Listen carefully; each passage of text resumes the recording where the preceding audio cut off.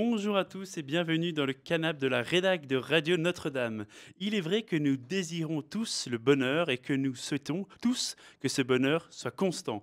Mais pour notre invité du jour, le bonheur n'est pas dans le canapé, ça tombe bien, il est notre invité. Bonjour Père Aymar de Langotier. Bonjour. Alors, les internautes vous connaissent pour votre chaîne YouTube, vous avez à peu près 15 000 abonnés, c'est ça? Oula, vous êtes Marseillais, non? Ouais. 13 000, je crois. J'ai essayé, mais il nous vient de Toulouse et non pas de Marseille, la ville rose.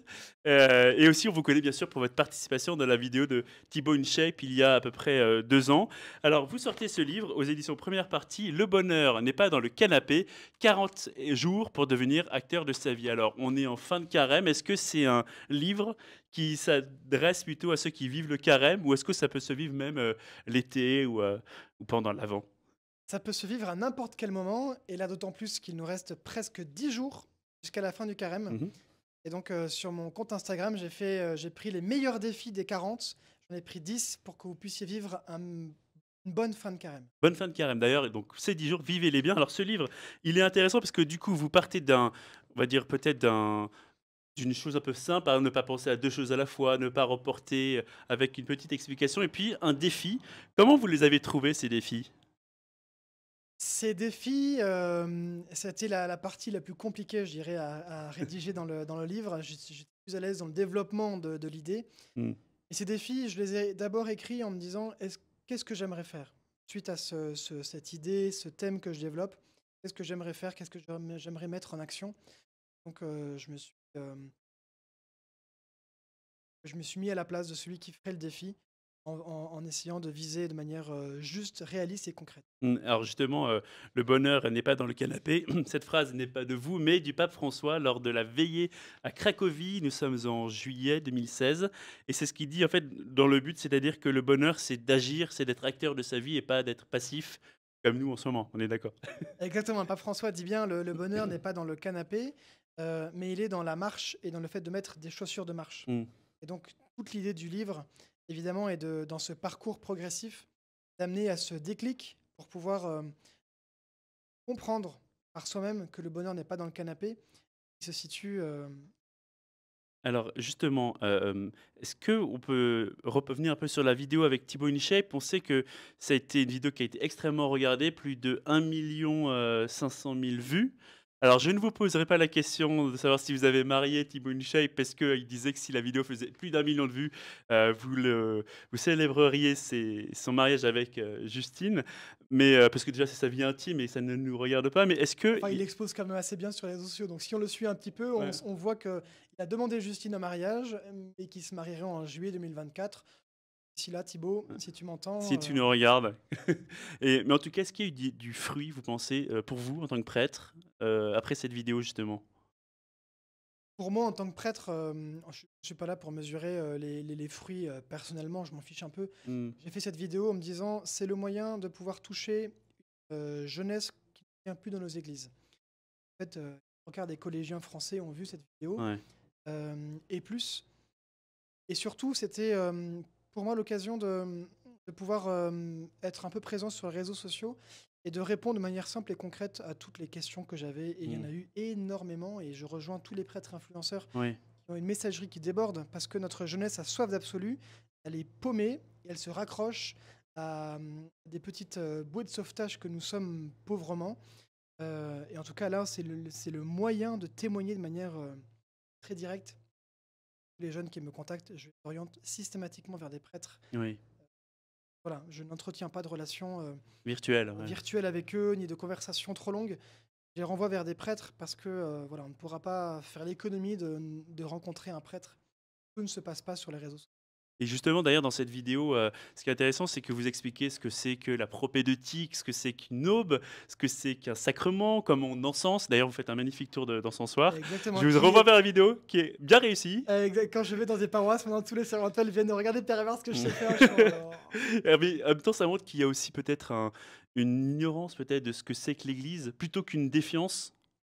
Pour une certaine jeunesse, peut-être vraiment, ils n'ont jamais entendu parler d'un encensoir ou d'un baptistère.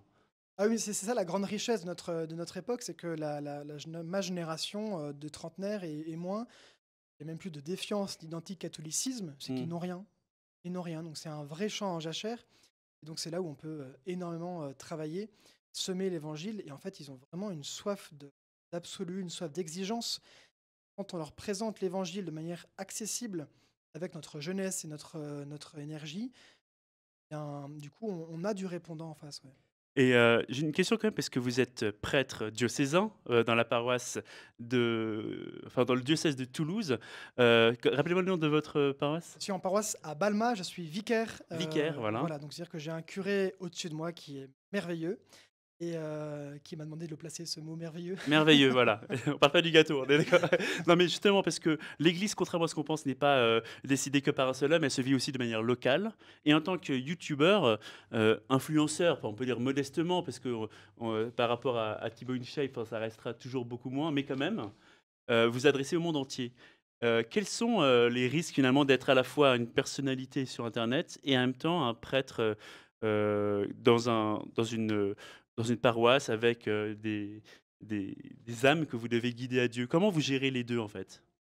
Bah, on arrive, avec un certain équilibre à trouver notre, juste place entre, assurer, l'impondérable d'une paroisse, à savoir les mariages, les baptêmes, les enterrements, Mmh. les rencontres individuelles, le catéchisme, l'aumônerie et en même temps trouver une petite place pour, être présent sur les réseaux sociaux. Mais, à la fois, il ne faut pas voir les réseaux sociaux comme, pour un prêtre, comme une occasion de chute, une occasion de danger, Bien sûr. hem, parce qu'il y a de belles choses qui s'y Mmh. vivent. Et en même temps, tout ne se joue pas sur les réseaux sociaux. Et nous, comme prêtres, on trouve notre joie profonde dans le contact, régulier et Ouais. personnel avec les gens. Et donc, voilà, ne pensons pas que nous sommes en danger sur, enfin, je dirais un prêtre n'est pas plus en danger sur les réseaux sociaux de manière un peu, présente Mmh. que lorsqu'il a une très bonne initiative pastorale et qu'il est adulé par toute sa paroisse. Mmh. Je pense qu'il y a les mêmes combats qui se jouent. Ça, c'est parfois difficile à le faire comprendre à certains curés. Alors, je sais que vous êtes un amoureux du ballon ovale et aussi du ballon rond, donc on va faire une petite interview en terre promise. Père Aymar de Langotier, quels sont les piliers dans votre vie? La prière, les moments avec mes amis et évidemment ma passion du sport. Alors, avec qui l'Église devrait aller plus au contact? Sans pour autant faire, un geste d'anti-jeu, on est d'accord. Hem, L'Église elle a 2 mouvements, à la fois aller vers ses paroissiens, les Mmh. instruire, leur faire rencontrer Jésus et ensuite ces paroissiens, aidés du prêtre, puissent aller aux périphéries. Quelles sont les transformations dont les chrétiens ont besoin? Vous en citez une dans votre livre, je le rappelle, je le remonte: «Le bonheur n'est pas dans le canapé», aux éditions Première Partie. Comme ça l'éditrice est contente. Les chrétiens ont besoin d'une seule transformation, c'est leur sainteté. Mmh. Saint Augustin disait, c'est ma citation, tout à la fin: «Soyez bons et les temps seront bons, soyez saints et les temps seront saints». Il y aura pas de réforme structurelle de l'Église ni, d'avancée tant que chaque chrétien ne jouera pas sa sainteté. Mmh. En tant que prêtre, comment faire pour que YouTube ne fasse pas écran à votre ministère? En mettant des imitateurs d'applications déjà pour regarder YouTube. Mmh. Ensuite en étant, à la fois encadré par sa hiérarchie, par son curé, par son évêque, et en même temps en gardant une certaine liberté et créative, une liberté due à notre jeunesse. Voilà comment je vois à peu près le ministère sur, les réseaux sociaux. Et enfin, comment aller au soutien de ceux qui sont dans la souffrance? Étant présent et en assurant un ministère de compassion. Et qui va gagner la prochaine coupe du monde?